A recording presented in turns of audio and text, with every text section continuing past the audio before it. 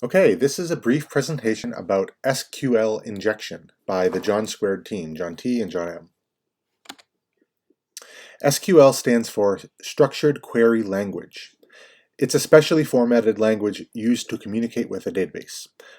Like any language, SQL has a vocabulary, syntax, and rules. The vocabulary consists of action words that you're instructing the database to perform. For example, select is asking the database to give you some information that it contains. Insert adds content. Drop tables deletes the whole table of data. There are some other vocabulary words that aren't as they aren't action words, like the and the or and the where. We'll see some of those later. And then, just like in regular language, SQL also has a syntax. Rules about the order that the words need to appear. So for example, in SQL, the basic syntax is the action that you're asking it to complete, then the object, or what you're wanting that action to be performed on. Next is the table, the location where you want this to be performed. And then lastly, you can have an optional condition to target or limit the action in some way. This is a simplification, but it'll work for our purposes today. And then rules, right? Syntax and then rules. The rules, and again, this is a simplification, but the rule that we're going to be concerned about today is that each line of SQL ends in a semicolon. And you can think about how a line in English ends with a period. Other languages too, obviously.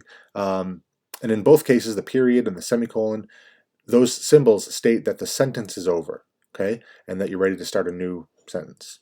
A new line of SQL, a new line in English, etc. So that'll be important. Okay, here is an example. Take a look at it.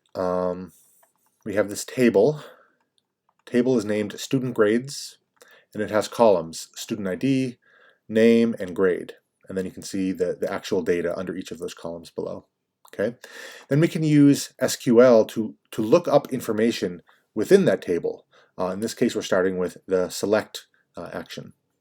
Okay, so we specify the object to select, which is the grade column, and then we specify the table where we're doing this, which is on the student grades table, and then we have a condition, right? In this example, we want the database to return to run the select query only on the rows with a student ID of 2, right? So in English, what we're doing here is we're trying to look up the grade, not 2, sorry, the ID of 456.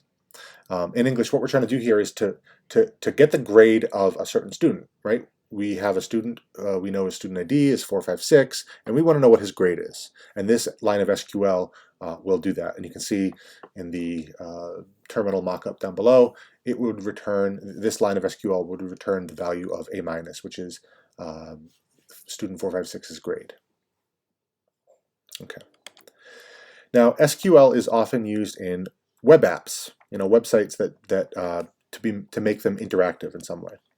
So, for example, sticking with the database of grades in the last slide, what if our school had a website, right, that let students check their grades? Now, to protect student confidentiality, the website doesn't just show the whole table publicly. You wouldn't want one person to see another person's grades. Instead, they made this website that requires you to enter your student ID, right? So, and then it will only show you the grade based on what student ID you enter. So presumably that would be enough security, which is not really, but that's okay. All right, so we type in our student ID. So you can see in this little mock-up here, we have a web page. It asks us to enter the student ID.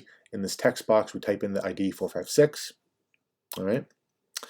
And then it displays the result. So this code isn't exact, but it's going to give the gist. So notice that the HTML has to show the text box.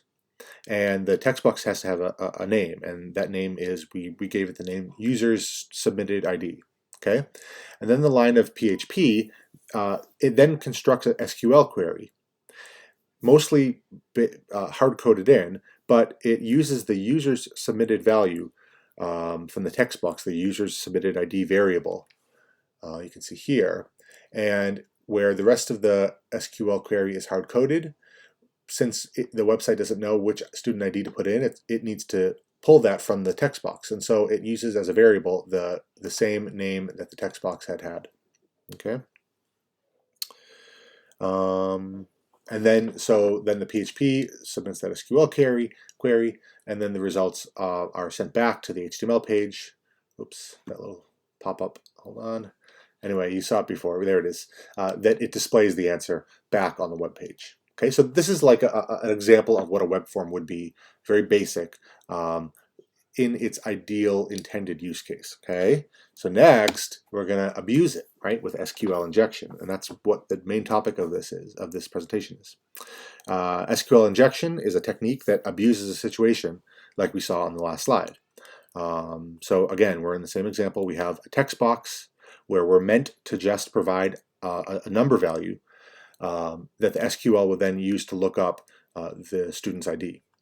Now in SQL injection, it injects extra SQL into that someone put into the user input field, such that the program that you're interacting with executes the entire SQL that the programmer intended to do, but also the extra SQL that you as the attacker injected. Okay, so in our example, a hacker writes what you see here at the top into the user input field. And the PHP inserts the text box content directly in the SQL. You can see again, right? This is what we saw before, the HTML that had the user submitted ID name. That's still being put right into the PHP script. So whatever the user types is now injected into what the programmer had originally done. And I put when you combine those two SQL queries, what the database is actually seeing. And it's this. So you can see here's the select grade from student grades where student ID equals 456. That's what we had before. But you'll notice that there was a little semicolon here. And that's also inserted. And all of this content here afterwards is also inserted. So here's a version of this where it's all highlighted. Everything in yellow is the same thing, right? The text box, the content of which is put into the SQL query, and then the value that the person had typed is also highlighted. So you can see kind of the cycle of that. The injected code that the attacker had put has the value to complete the intended SQL query. So it does still have that 456. And then they added a semicolon. And like we talked about earlier, the semicolon ends the line and potentially leaves things ready to start the next line. Okay, and then based on the user input, it then adds in a